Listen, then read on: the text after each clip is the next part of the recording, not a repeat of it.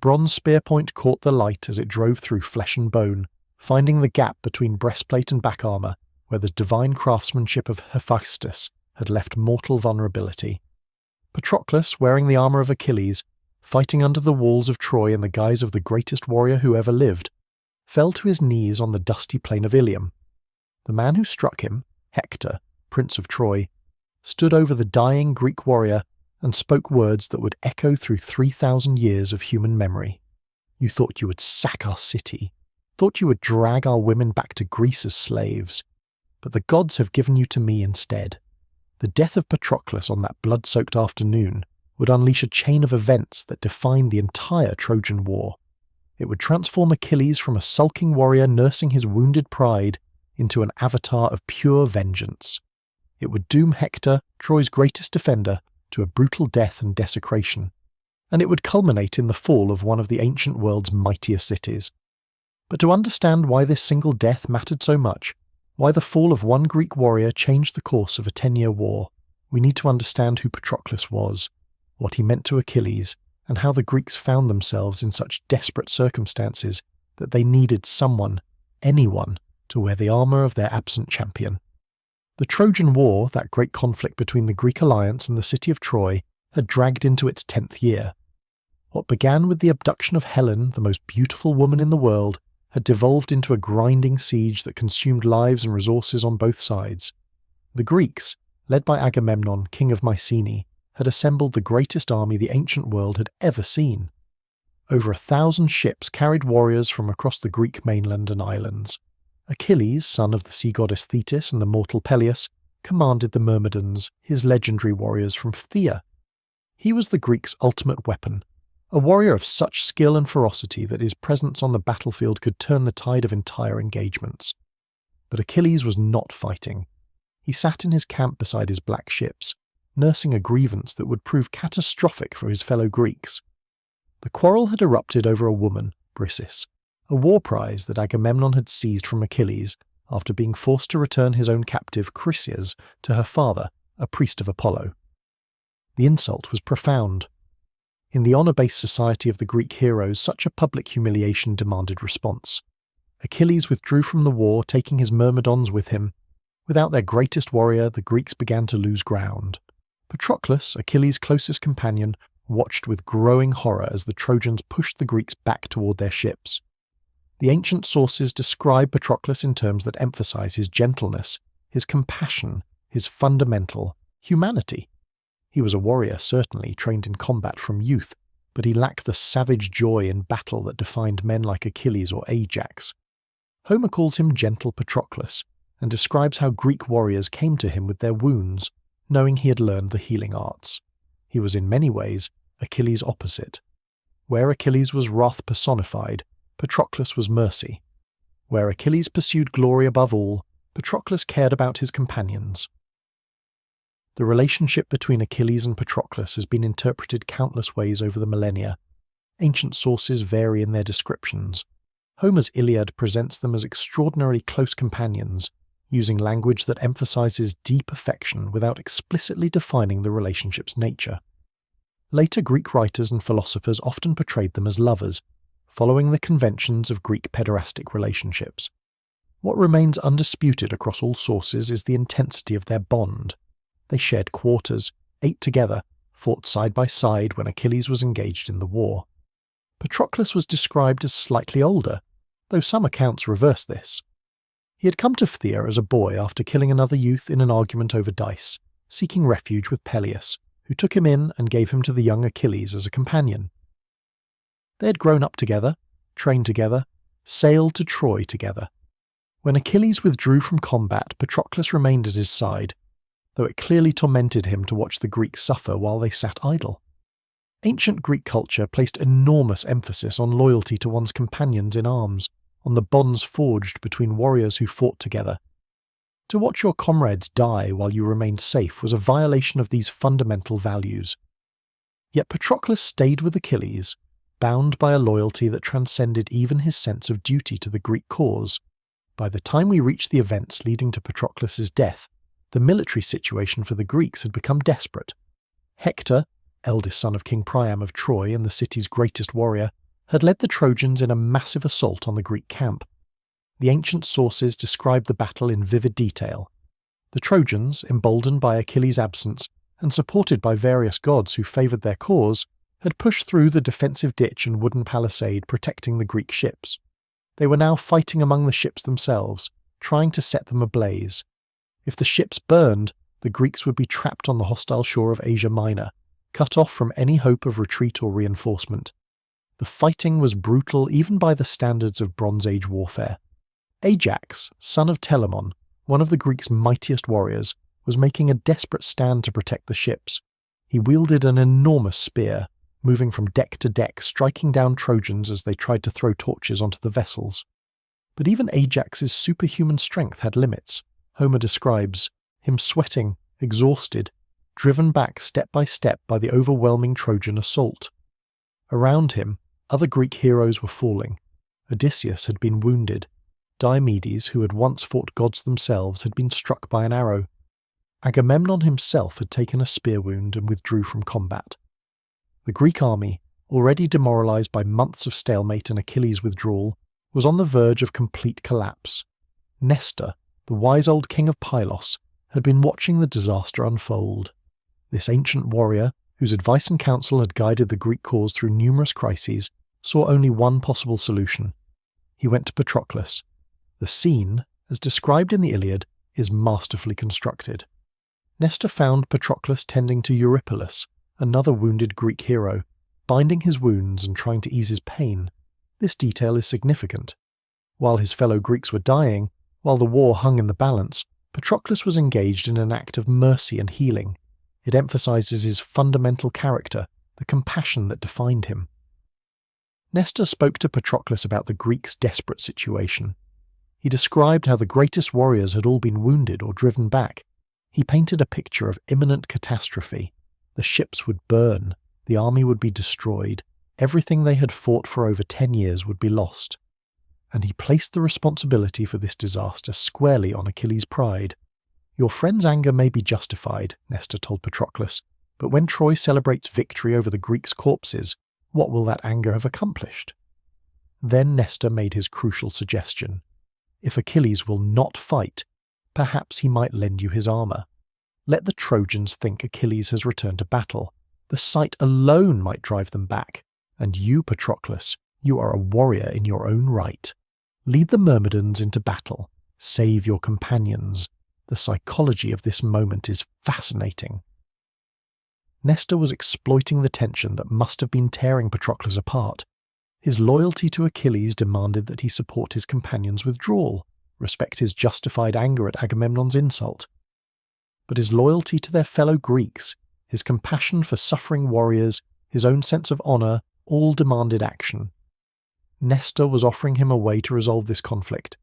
He could honour Achilles by not asking him to break his oath, but he could save the Greeks by taking Achilles' place.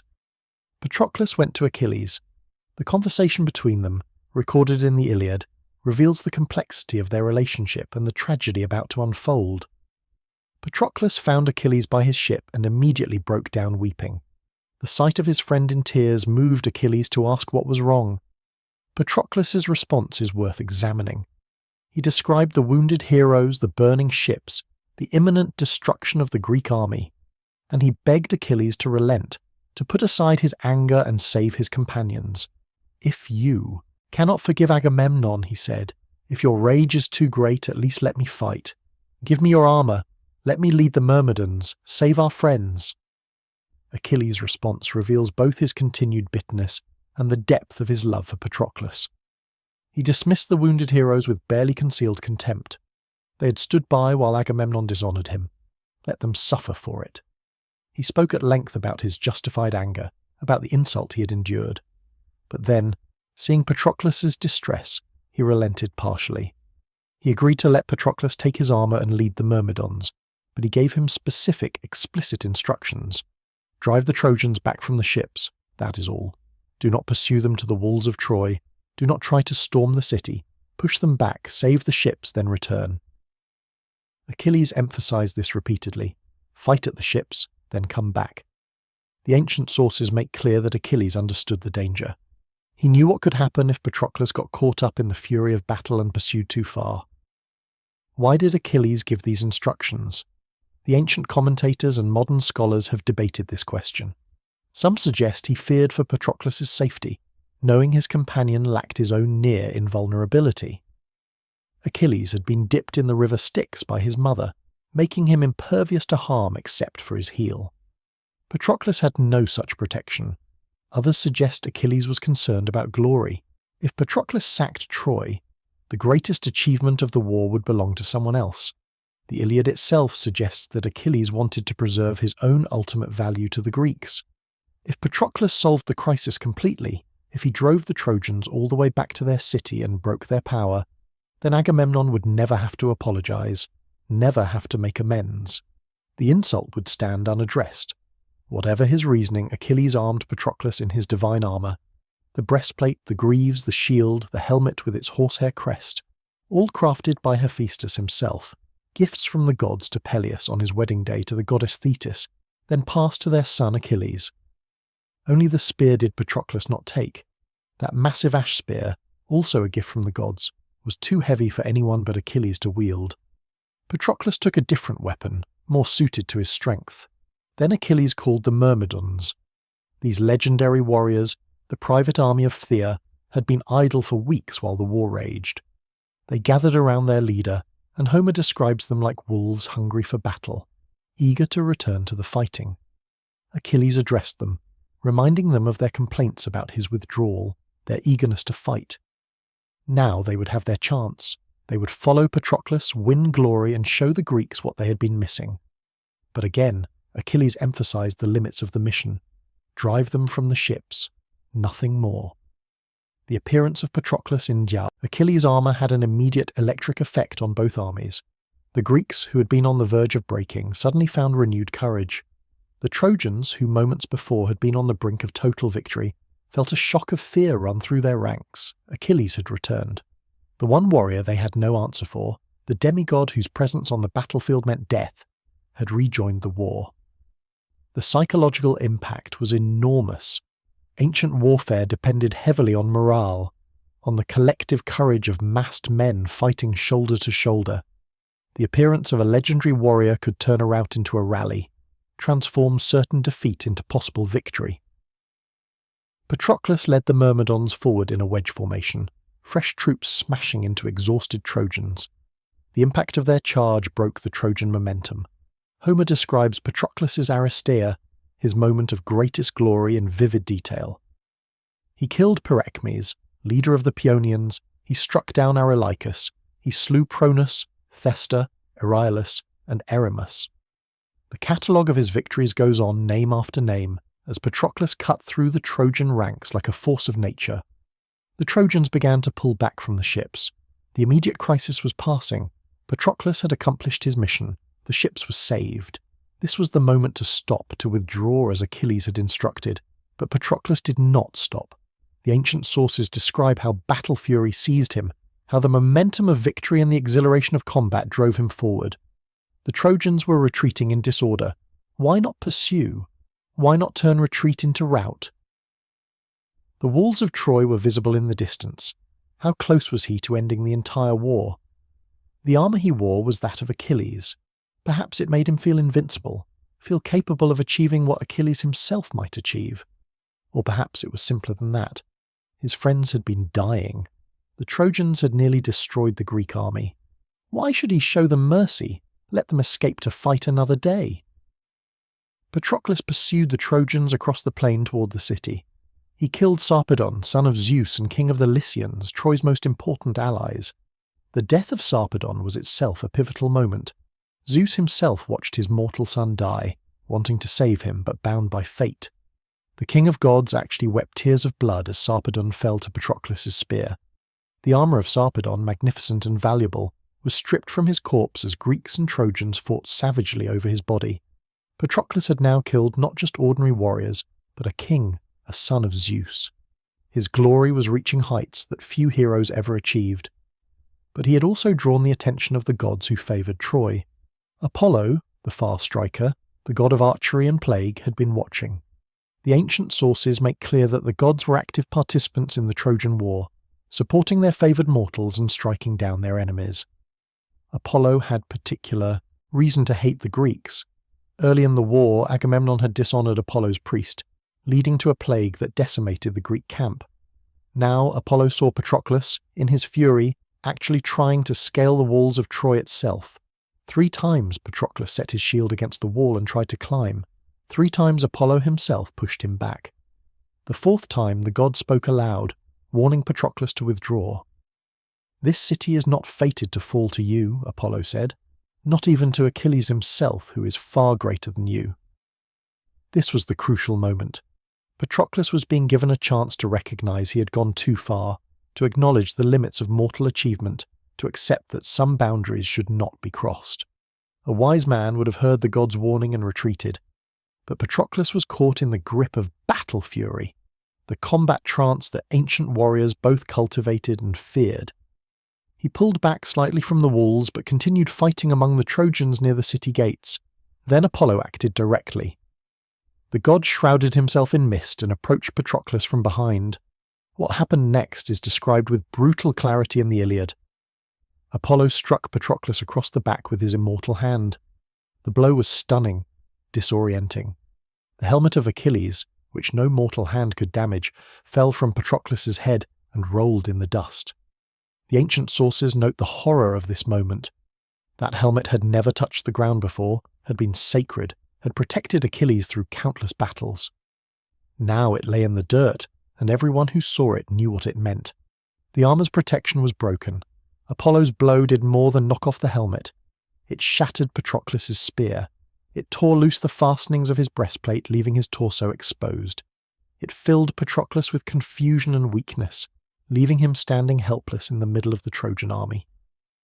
Ancient warriors understood that divine intervention could manifest as sudden disorientation, as inexplicable equipment failure, as the kind of cascading disaster that seemed beyond mere bad luck. Whether we interpret Apollo's involvement as literal divine action, or as Homer's way of describing a warrior's sudden loss of clarity and fortune in the chaos of battle, the result was the same. Patroclus stood defenceless among his enemies. A minor Trojan warrior named Euphorbus saw the opportunity and struck first. He drove his spear into Patroclus's back, between the shoulder blades. The wound was serious but not immediately fatal. Euphorbus, probably shocked at his own success in striking the man everyone thought was Achilles, immediately pulled his spear free and retreated into the crowd of warriors. He made no attempt to finish the kill or claim the armour.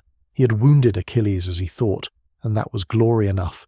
He fled before that wounded demigod could turn on him. Patroclus, bleeding, disoriented, tried to retreat to the safety of the Greek lines. He stumbled backward through the press of warriors, aware that he was badly hurt, that he needed to escape. This is when Hector saw him. Hector, who had been rallying the Trojans, trying to stop their panicked retreat, recognized that something was wrong. The warrior in Achilles' armor was wounded, vulnerable, struggling to withdraw.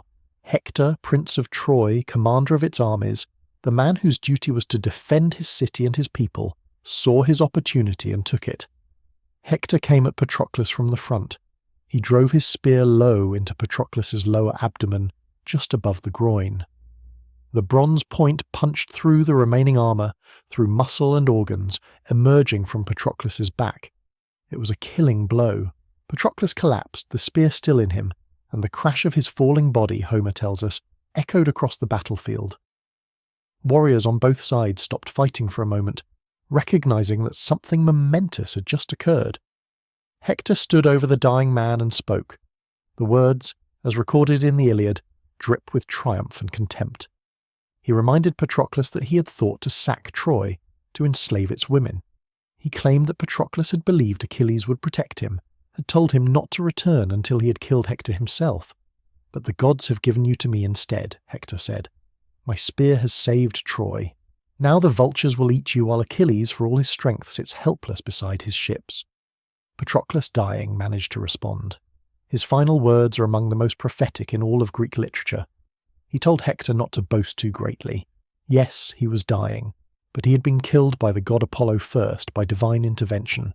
Euphorbus struck second. Hector only finished what the god and another man had begun. and most importantly he warned Hector, "Death is coming for you. Achilles will kill you. You have only a little time left to live." Then, Homer tells us simply, death covered him over. Hector pulled his spear free from Patroclus's body and immediately began trying to strip the armour. This was normal practice in ancient warfare. The armour of a great hero, especially armour as magnificent as that made by Hephaestus, was one of the greatest prizes a warrior could claim. It was both trophy and practical treasure. But the Greeks, recognizing that Achilles' armour must not fall into Trojan hands, rallied around Patroclus's body. What followed was one of the most brutal fights of the entire war. For hours, Greeks and Trojans fought over the corpse of Patroclus. Ajax and Menelaus led the Greek defence, trying to drag the body back to their lines. Hector and Aeneas led the Trojan attack, trying to take the body and finish stripping the armour. The fighting over Patroclus's corpse was savage even by the standards of Bronze Age combat. The ancient sources describe warriors slipping in blood, stumbling over the dying, using corpses as shields. Hector eventually managed to pull off the breastplate and other pieces of armour, stripping them from Patroclus's body. But the Greeks prevented the Trojans from taking the actual corpse itself. This was crucial. In ancient Greek belief, a warrior's body had to be properly buried for his soul to find peace in the afterlife. To leave a body unburied, or worse, to allow it to be desecrated by enemies or consumed by dogs and birds, was among the worst fates imaginable. The Greeks were fighting not just for a trophy, but for their fallen companion's eternal soul. Back at the ships, Achilles remained unaware of what had happened. He had expected Patroclus to return once the immediate crisis was resolved. As the afternoon wore on and the battle continued, Achilles began to feel uneasy. The ancient sources describe him pacing, looking toward the distant fighting, sensing that something was wrong. Then Antilochus, son of Nestor, came running. He had been sent to bring the news, the terrible task of telling Achilles that Patroclus had fallen. The scene of Achilles learning of Patroclus's death is one of the most powerful in all of ancient literature. When Antilochus told him, Achilles collapsed. He took up handfuls of dirt and ash and poured them over his head, a traditional sign of mourning. He tore at his hair. He cried out so loudly that his divine mother Thetis heard him from the depths of the ocean and came to see what had happened. The other Greeks had to restrain Achilles physically, fearing he would kill himself in his grief. Thetis found her son in absolute despair. Achilles told his mother that his life was over. Nothing mattered anymore.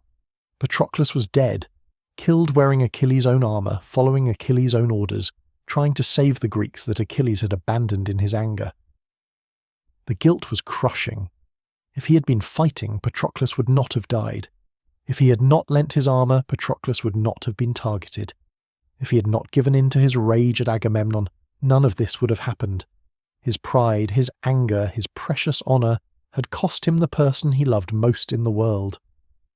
But mixed with grief was rage. Achilles told his mother he would kill Hector, that nothing would stop him, that he would slaughter every Trojan he could reach until Hector died by his hand. Thetis warned him. She knew what the fates had decreed. If you kill Hector, your own death comes soon after. You will not survive the war. But Achilles did not care. What good was long life without Patroclus? What joy could he find in survival if his companion was dead? Better to die having avenged him than to live with the knowledge that his killer walked free.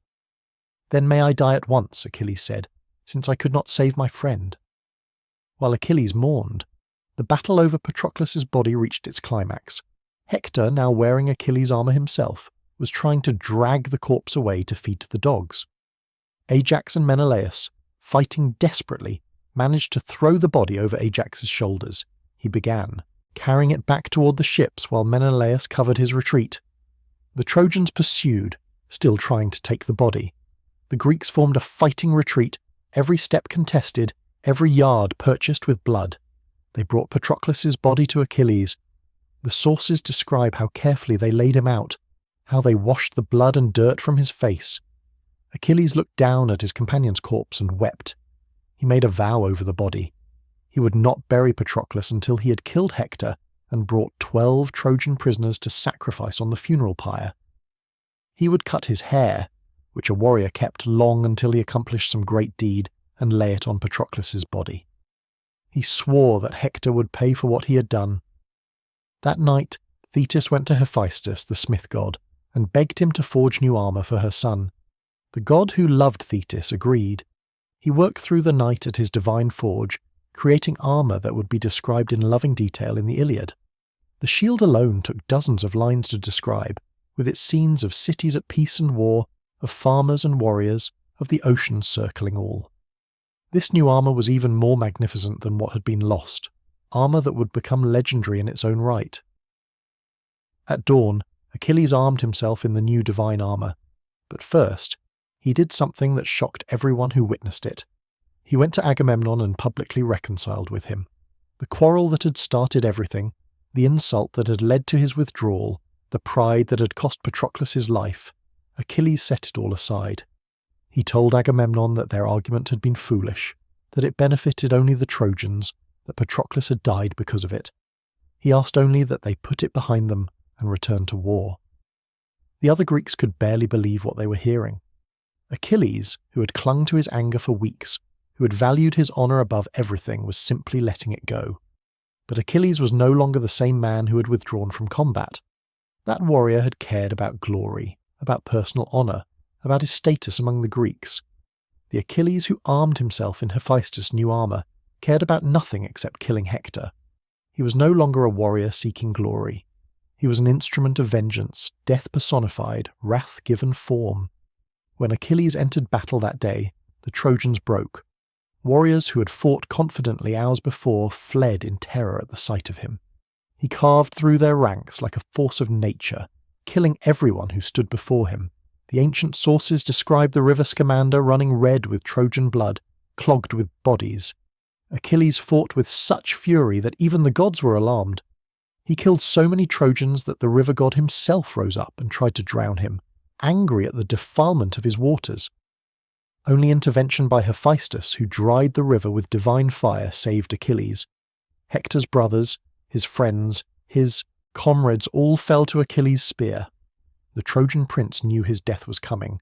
His wife Andromache begged him to stay inside the walls. His father Priam pleaded with him to seek safety. But Hector could not hide. He had killed Patroclus. He wore Achilles' armour, taken from the man he had slain. If he cowered inside Troy's walls, he would live in disgrace. A prince had to face his enemies, had to protect his people even if it meant certain death. Hector armed himself and went out to face Achilles. The duel between Achilles and Hector has become one of literature's defining moments. It began, ironically, with Hector running. When he first saw Achilles approaching, the full reality of what he faced overwhelmed him. He ran.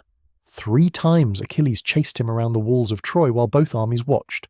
Finally, Hector stopped running. He turned to face Achilles, knowing he was about to die but refusing to die fleeing. They fought. Hector, skilled and brave, wearing divine armour, wielding his spear with the desperation of a man fighting for his life. Achilles, possessed by grief and rage, fighting with skill beyond mortal capacity. It was not a long fight. Achilles knew his own armour, knew where Patroclus had been vulnerable. He drove his spear through Hector's throat, dropping the Trojan prince to the dust. Hector, dying, begged for mercy. Not for his life, which he knew was lost, but for his body. He asked Achilles to return his corpse to his family for proper burial. He offered ransom, promised that Priam would pay any price, but Achilles refused. The rage, the grief, the guilt of Patroclus's death, all of it exploded from him. He told Hector he wished he could eat his flesh raw. He swore that dogs and birds would devour him. No ransom would be accepted. No mercy would be shown. When Hector died, Achilles did something that horrified even the other Greeks. He pierced Hector's ankles, threaded leather straps through them, and tied the body to his chariot. Then he dragged Hector's corpse around the walls of Troy, while Hector's parents and wife watched from the battlements. He dragged the body back to the Greek camp and left it in the dirt. Each morning for the next 12 days, Achilles would drag Hector's corpse around Patroclus's burial mound, trying to ease his grief through desecration of his enemy. The funeral of Patroclus was magnificent and terrible. The Greeks built an enormous pyre. They placed Patroclus's body on top, surrounded by the bodies of sheep and cattle, jars of honey and oil. Then Achilles brought the 12 Trojan prisoners he had promised and cut their throats, adding their bodies to the pyre. He cut his own hair, the long locks he had promised to dedicate to a river god, and laid them in Patroclus's hands. He lit the pyre and it burned through the night. When the flames died, they collected Patroclus's bones and placed them in a golden urn, to be buried eventually with Achilles' own bones when he fell in battle. They held funeral games, competitions in chariot racing and boxing and archery, honouring Patroclus's memory in the traditional way. But even after these rites, Achilles could not let go of his grief. He continued to desecrate Hector's body, dragging it daily around the tomb. Finally the gods intervened. Zeus, troubled by the ongoing desecration, sent Thetis to tell Achilles he must return Hector's body, and he sent the messenger god Hermes to guide Priam, king of Troy, safely through the Greek lines to Achilles' tent. The scene of Priam begging Achilles for his son's body is one of the most powerful in all of ancient literature. The old king, who had lost so many sons to war, knelt before his son's killer and begged for the chance to bury his child. Achilles, looking at Priam, saw his own father Peleus, who would someday receive news of Achilles' death just as Priam had received news of Hector's. The two men wept together, one for a son lost, one for a companion lost, and a death soon to come. Achilles returned Hector's body. He gave Priam time for a proper funeral. For a few days, Greeks and Trojans observed a truce, while Troy mourned its prince. The death of Patroclus changed everything about the Trojan War. Before Patroclus fell, it had been a conflict that might still be negotiated, that might end without Troy's total destruction. After his death, after Achilles returned to combat driven by grief and rage, the war became a story of annihilation. Troy was doomed. Within weeks of Hector's death, Achilles himself would fall, struck by Paris's arrow guided by Apollo, the same god who had struck down Patroclus. The arrow found his vulnerable heel, the one spot where he could be harmed. Without both Hector and Achilles, the war's greatest warriors, the conflict shifted. But the momentum was with the Greeks now. They would eventually use the trick of the Trojan horse to infiltrate the city. They would sack Troy, killing its men, enslaving its women, burning its buildings to ashes. The great city that had stood for generations would be destroyed so completely that its location would be lost for 3,000 years until archaeologists rediscovered it in the 19th century. All because Patroclus, wearing borrowed armour, driven by compassion for his suffering comrades, pushed too far and fell beneath the walls of Troy. His death unleashed Achilles' fury, and that fury consumed everything in its path. The gentle warrior who healed wounds and cared for his companions became the catalyst for destruction that would echo through history. The story of Patroclus's death reminds us that in war, the death of one person, one moment of tragedy, can change the course of empires. That love and grief are more powerful motivators than honour or pride. That the gentlest souls sometimes pay the highest price for the conflicts of others. 3,000 years later, we still remember Patroclus, not as a great warrior, not as a conqueror, but as the man whose death meant something to the greatest warrior the ancient world had known, whose loss mattered so much that it changed the fate of nations, whose name became synonymous with love and loss and the terrible price of war. The day Patroclus fell, Achilles' fury was unleashed, and the world learned what wrath truly meant. The story of Patroclus and Achilles did not end with the funeral pyre or the return of Hector's body. The ripples of Patroclus's death spread far beyond that single moment on the battlefield, touching every aspect of the war and revealing truths about heroism, mortality, and the nature of grief that continue to resonate through human consciousness.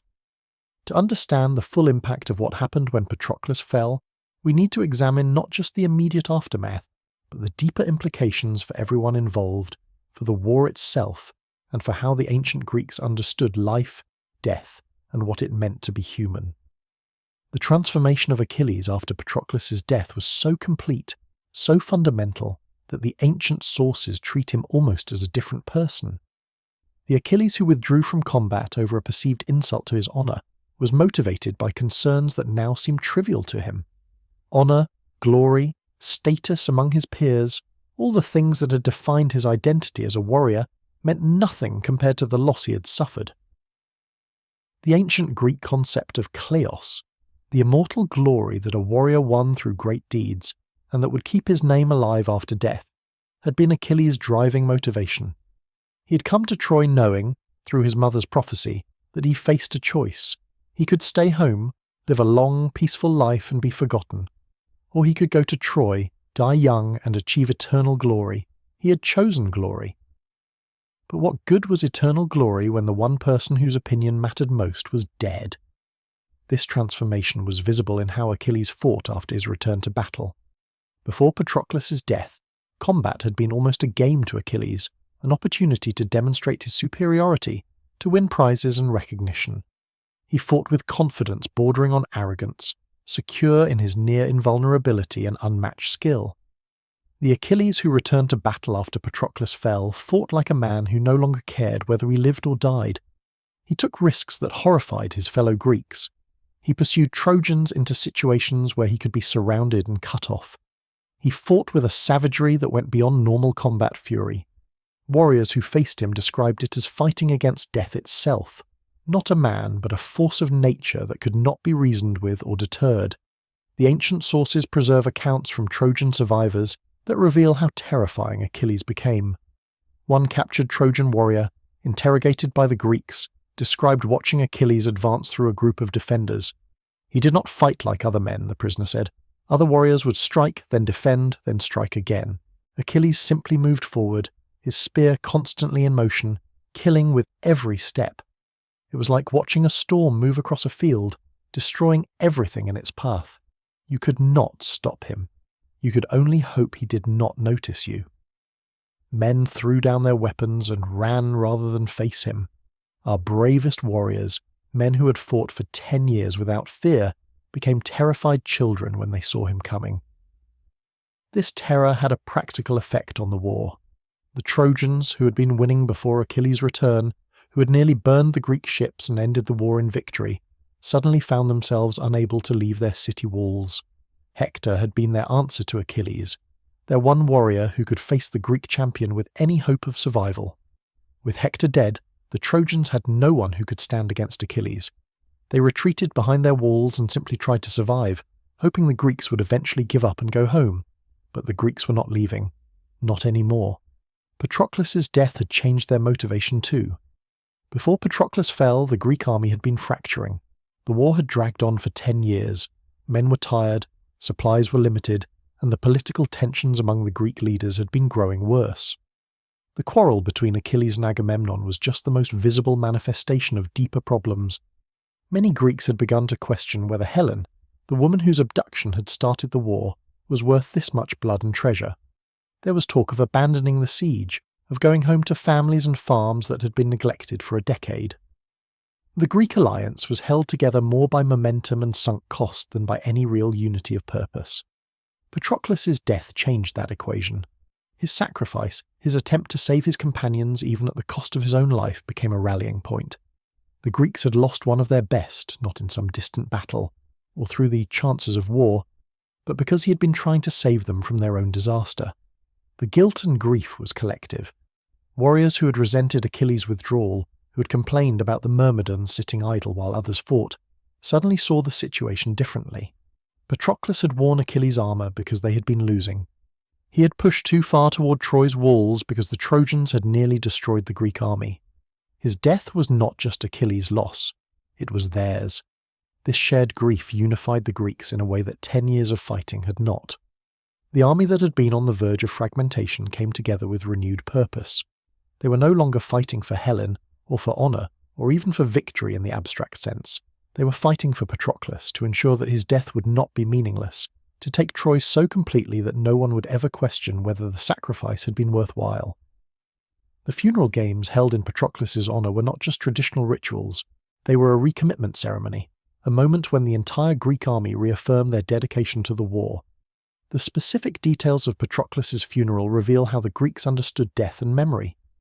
The enormous pyre, visible for miles, announced to everyone that a great warrior had fallen.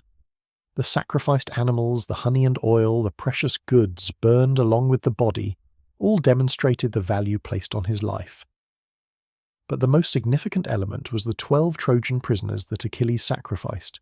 This practice, called human sacrifice in our terminology, was controversial even in the ancient world. Homer describes it matter-of-factly, but other ancient sources suggest it was seen as excessive, as evidence of how far Achilles' grief had pushed him beyond normal bounds.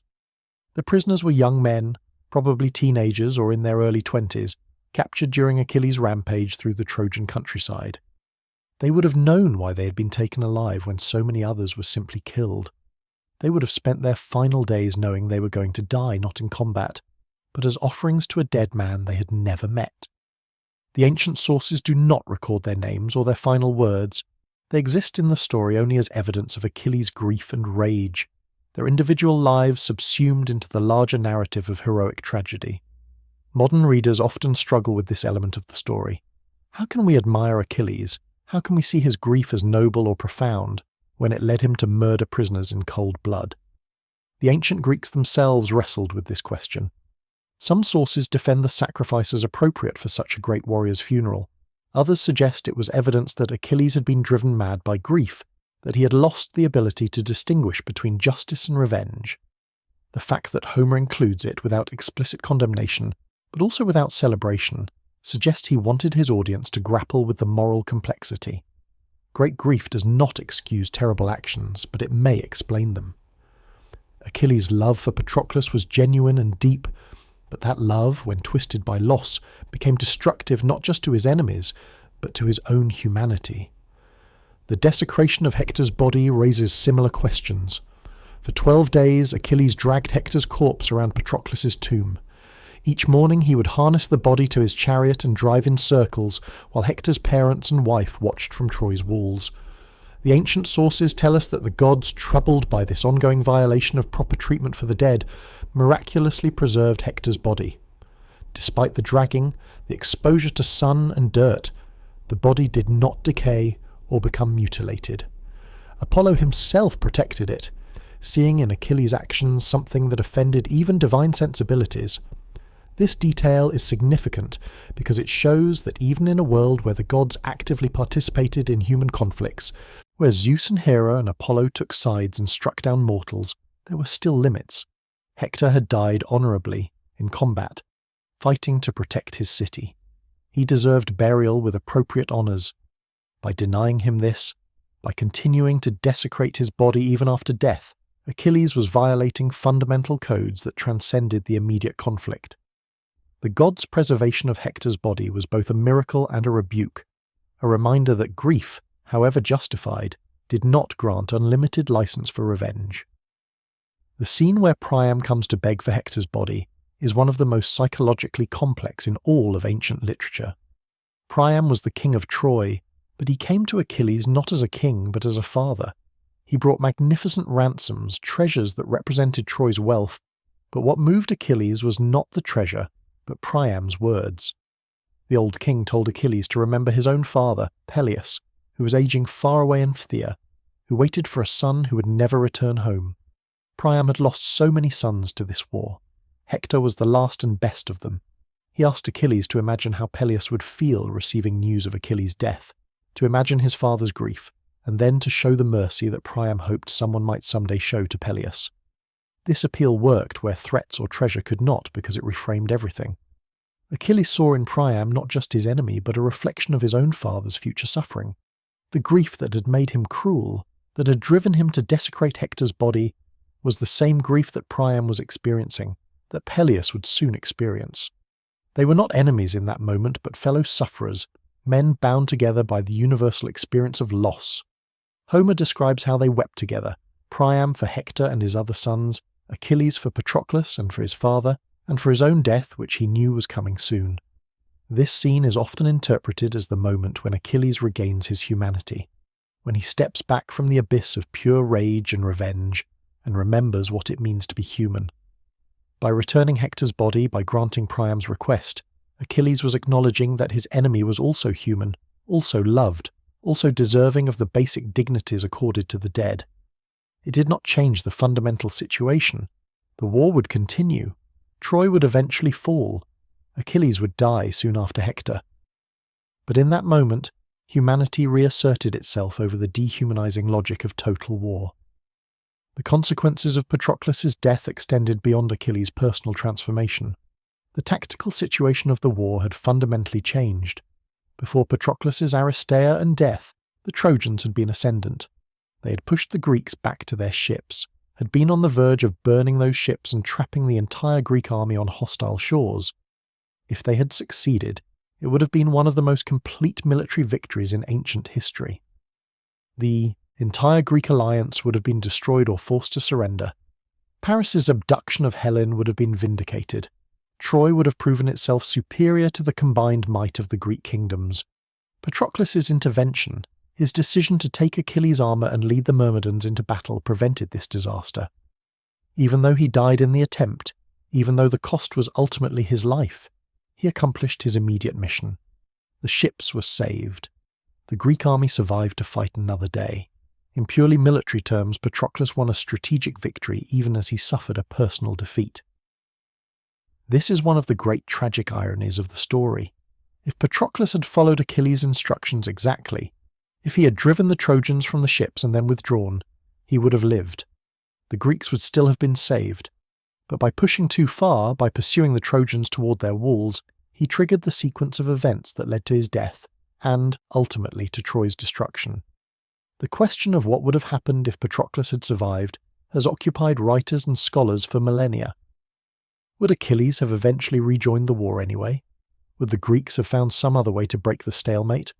Or would the siege have dragged on even longer, perhaps eventually collapsing as the Greek alliance fractured under the strain of prolonged warfare?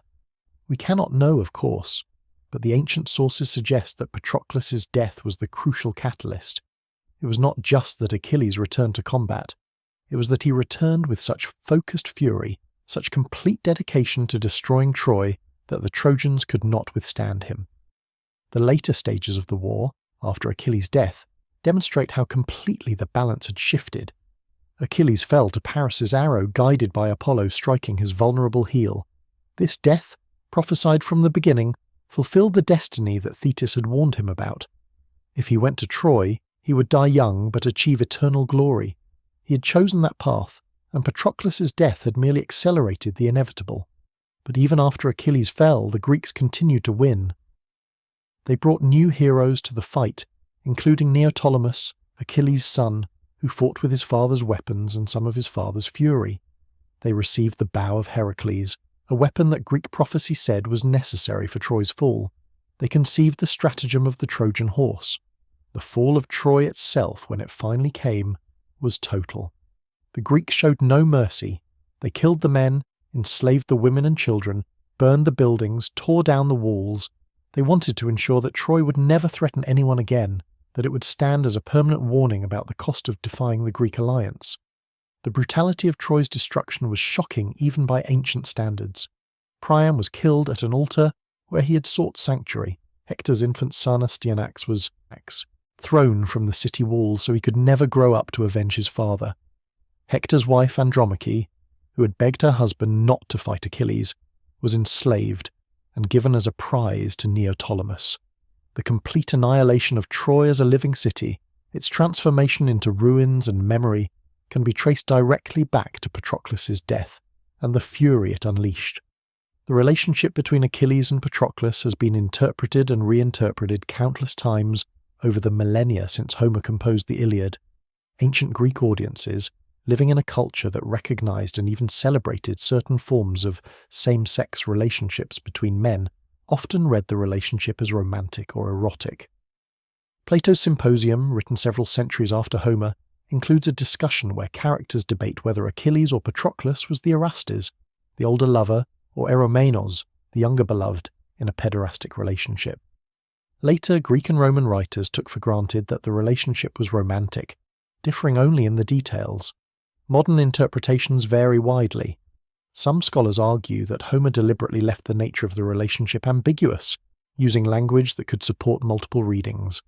Others suggest that the intensity of Achilles' grief, the completeness of his devastation at Patroclus's death, implies a relationship that went beyond even the closest friendship. Still others argue that we are imposing modern categories on ancient relationships, that the Greeks understood bonds between warriors in ways that do not map neatly onto contemporary distinctions between friendship and romantic love. What remains undisputed across all interpretations is that Patroclus was the person Achilles loved most in the world, the person whose opinion and presence mattered more than anyone else's, including his divine mother, his mortal father, or any of the other warriors and companions he had known throughout his life. Whether we categorize that love as romantic, platonic, or some third category that ancient Greek culture recognized but we lack precise language for, the depth and intensity of the bond is clear.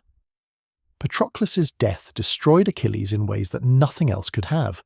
The loss of honour, the loss of glory, even the loss of life itself would not have affected Achilles as profoundly as the loss of Patroclus did. The funeral games held in Patroclus's honour reveal another dimension of how the Greeks understood death and memory. These games, competitions in chariot racing, boxing, wrestling, archery and other martial skills, were not simply entertainment. They were a way of celebrating the dead warrior's life, of demonstrating the values he embodied, of ensuring that his memory would live on in the minds of those who participated and witnessed. The prizes awarded in these games were valuable, objects of bronze and gold and iron that represented significant wealth. But more important than the material value was the honour of victory, the recognition that a warrior had excelled in contests held to honour a great hero. The specific events chosen for Patroclus' games tell us something about how his companions saw him. Chariot racing was the premier aristocratic competition, requiring not just skill, but significant wealth to maintain horses and chariots. Its inclusion emphasized Patroclus' status as a hero of the highest rank. Boxing and wrestling demonstrated personal combat skills, the raw physical prowess that every warrior needed.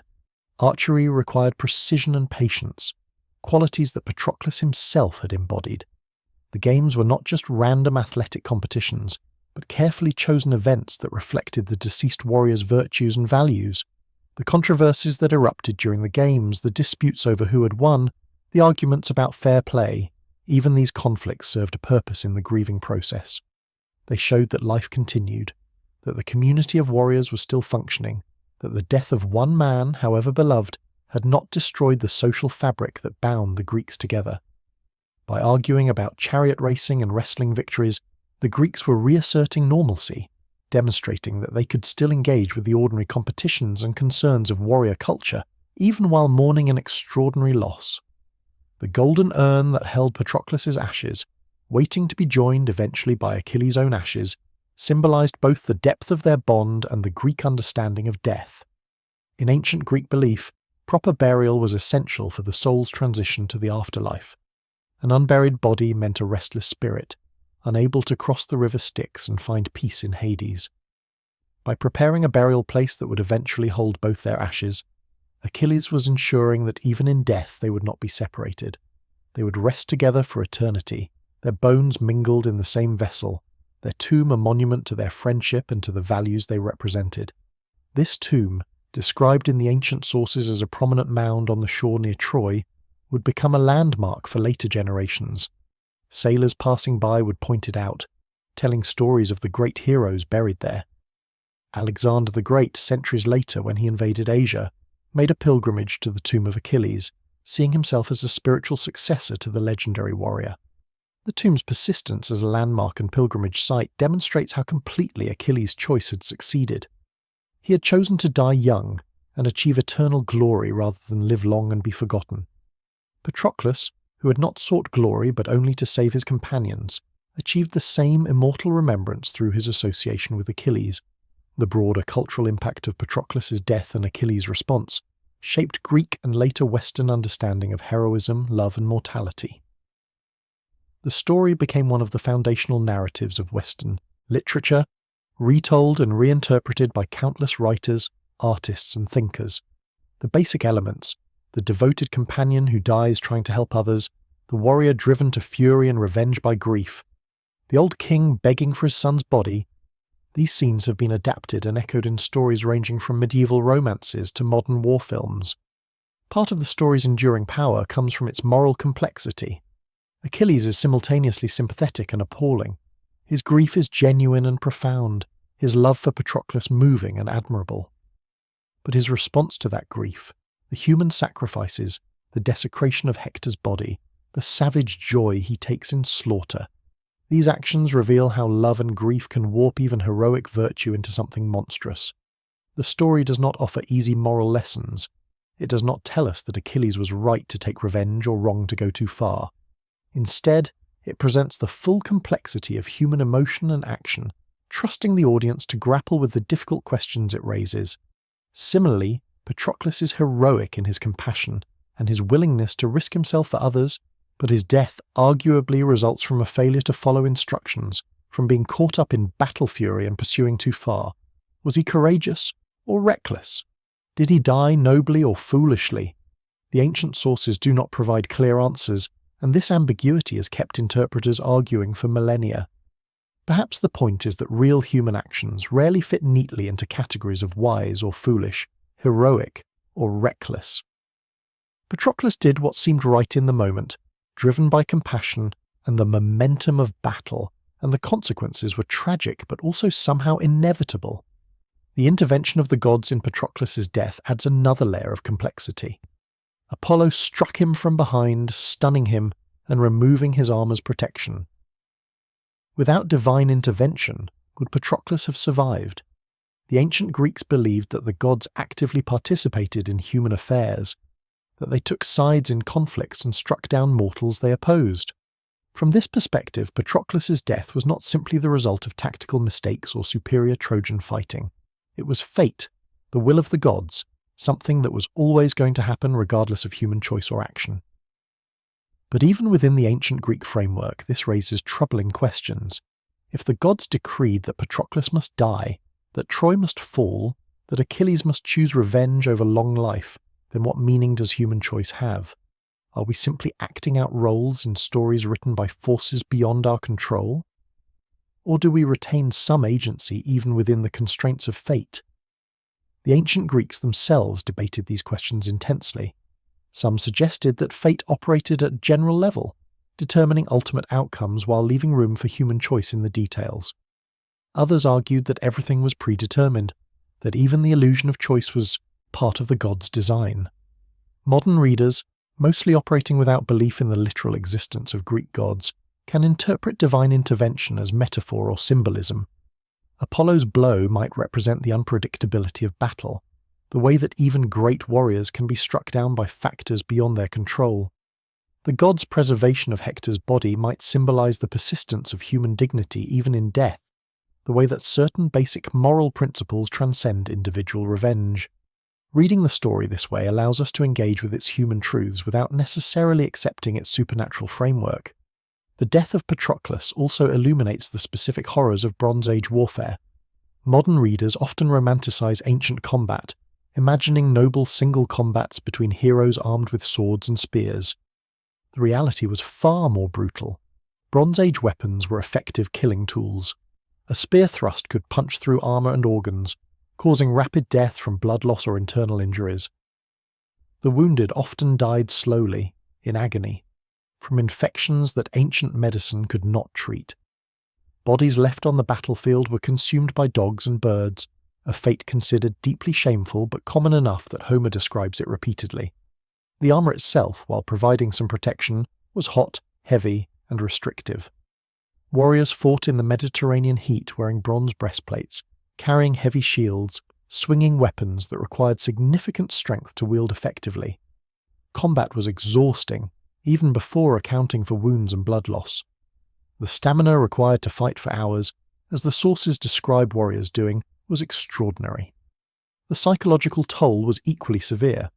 Watching friends die, killing enemies face to face, living with the constant knowledge that any moment might bring death, these experiences traumatized warriors in ways that ancient societies acknowledged but had limited ability to address. Patroclus's death from multiple wounds, first stunned by a god, then speared from behind by Euphorbus, finally killed by Hector's spear to the abdomen, illustrates the brutal reality of Bronze Age combat.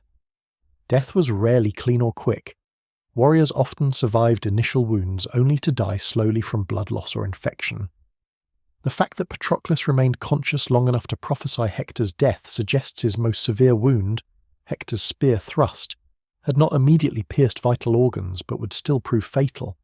He would have been aware of his dying, would have felt his strength draining away, would have known that he would never see Achilles again. The fight over Patroclus's body Hours of savage combat with warriors literally standing on corpses and slipping in blood demonstrates another aspect of ancient warfare that modern readers often overlook. Bodies mattered intensely. Recovering a fallen companion's body for proper burial was a sacred duty. Denying burial to an enemy was among the worst insults imaginable. Armies would risk significant casualties to recover or capture bodies. The fact that the Greeks managed to save Patroclus's body while losing much of his armour represents a partial victory. They preserved his physical remains for burial, ensuring his soul could find peace, but they could not prevent the Trojans from taking trophies that would be displayed as evidence of their victory. Hector wearing Achilles' captured armour, the armour that had been on Patroclus when he died, added a psychological dimension to the inevitable confrontation between Hector and Achilles. When Achilles finally faced Hector, he was confronting not just the man who had killed Patroclus, but a man wearing armour that represented Achilles' greatest failure. He had lent that armour to Patroclus. That decision had put Patroclus in danger, had made him a target, had perhaps contributed to his death. Seeing Hector wearing the armour must have been a constant visual reminder of Achilles' guilt, his role in the tragedy that had destroyed his life. The speed with which Achilles killed Hector, the relative ease of the combat once Hector stopped running, tells us something important about the gulf between truly great warriors and merely very good ones. Hector was Troy's champion, a warrior who had killed many Greek heroes, who had led armies to victory, but against Achilles he had no chance. The ancient sources describe Achilles as fighting at a level beyond normal human capacity, whether because of his semi-divine heritage, his training, his natural talent, or some combination of all three. The fight was not a dramatic close contest. It was an execution. Achilles simply killed Hector, efficiently and without mercy, the way a master swordsman might disarm a competent amateur. The aftermath of the war, the fates of the various survivors and the complete destruction of Troy vindicated Achilles' prophecy that his wrath would doom the Trojans, but did not make his victory satisfying. Achilles died shortly after Hector, just as his mother had warned. His son Neoptolemus came to Troy and participated in the final sack, killing Priam and enslaving Andromache. The Trojan women, including the prophetess Cassandra and Helen herself, were divided among the Greek victors as prizes. The men were killed. The children were murdered to prevent future revenge. The city was burned and its walls torn down. But the Greeks did not return home to happy lives. Agamemnon was murdered by his wife Clytemnestra, who had neither forgiven him for sacrificing their daughter Iphigenia to get favourable winds for the voyage to Troy, nor accepted his return with Cassandra as a concubine. Odysseus spent 10 years wandering the Mediterranean, facing monsters and divine wrath, losing all his companions before finally returning to Ithaca. Ajax went mad and killed himself. Diomedes returned home to find his wife had been unfaithful. The victory over Troy, purchased with so much blood and suffering, brought lasting happiness to almost no one. This broader context of the war's aftermath suggests that Patroclus, who died before the final victory, perhaps escaped some of the corruption and tragedy that afflicted the survivors. He died trying to save his companions, motivated by compassion rather than revenge or greed. His memory remained untainted by participation in the brutal sack of Troy, the murder of children, the enslavement of women. In a war where almost no one emerged morally uncompromised, Patroclus stands out as someone who acted from love and duty rather than from hatred or desire for glory. The question of whether Achilles and Patroclus would be remembered, if not for Homer's Iliad, is fascinating to consider. The Trojan War was part of Greek cultural memory long before Homer composed his epic. Other stories from the war cycle existed, many now lost or surviving only in fragments. But it was Homer's telling, his decision to focus on Achilles' wrath and Patroclus' death as the emotional centre of the war, that ensured their story would survive and resonate for 3,000 years. Without the Iliad, we might know that a warrior named Achilles fought at Troy, that he killed Hector, that he died soon after. But we would not know Patroclus' name.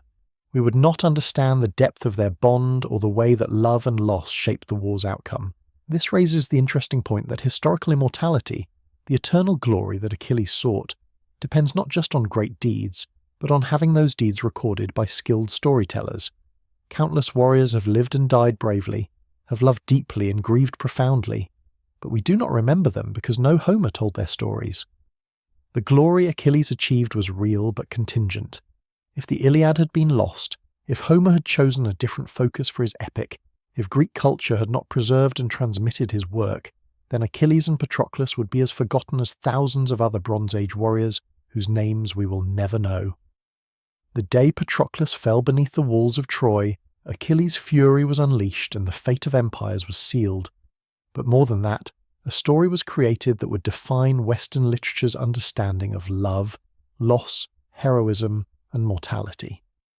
Patroclus died because he cared more about his companions than his own safety, because he could not stand by while others suffered, because he believed that saving lives was worth risking his own.